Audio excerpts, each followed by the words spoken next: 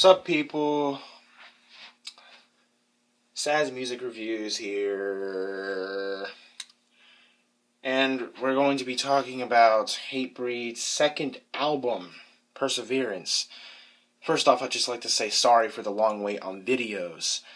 I am going to be more frequent on this page, definitely doing reviews, and we're gonna finish off the Hatebreed series very, very, very soon, because you know what, we're only on the second album here. I mean, and we've had the page for quite a while. But anyway, let's get right into it. What is this album? We left off with Satisfaction is Death of Desire. In many eyes, a hardcore classic. In my eyes, a hardcore classic, and an album that could never ever be redone.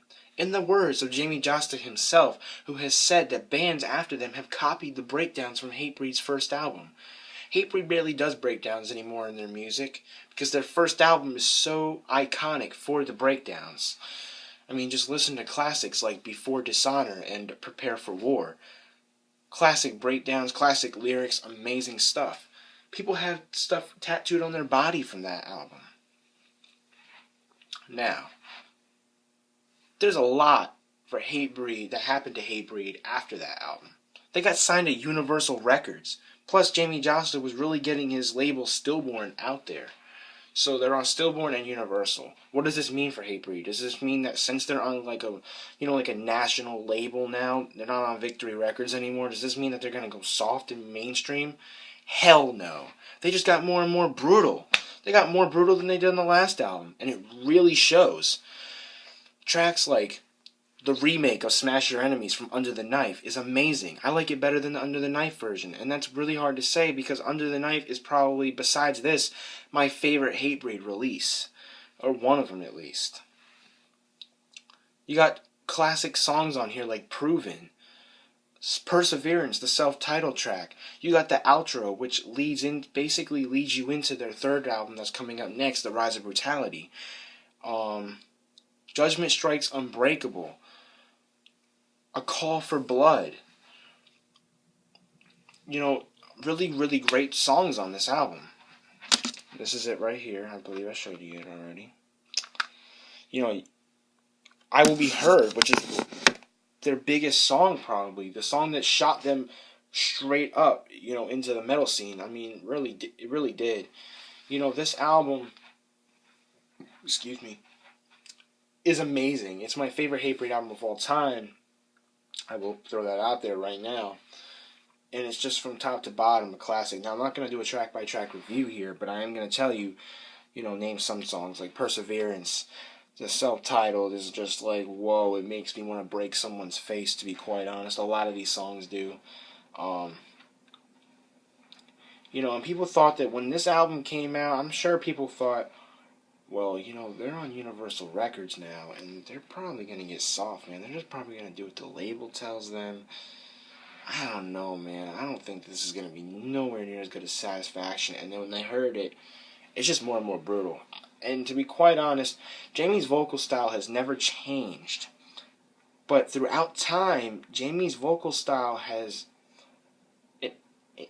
changed. Like the sound. Because he's gotten older and his voice has gotten different as you get older, your voice changes. So, you can really tell the difference from Satisfaction to this album just based on Jamie's vocals. And the lyrical content in this album is just amazing. This is it very lives up to its name, Perseverance, because this album is really about a strive on no matter what kind of thing. And that's what I really love about it. You encounter a lot of things in life, but no matter what, you persevere and you strive on, you prove yourself. And that's why I love this album so much from top to finish, from Proven all the way to outro. It is just a straight hardcore classic in my eyes, and one of their best pieces of work ever. If you haven't heard it, you really need to. It's just great. If you thought, I recommended you Under the Knife and Satisfaction is the Death of Desire last time, I'm recommending this album as well, because I think that this album is better than both of those pieces of work. It's really great, and if you're a fan of hardcore music, definitely check it out. If you're a fan of metal, I advise you to check it out.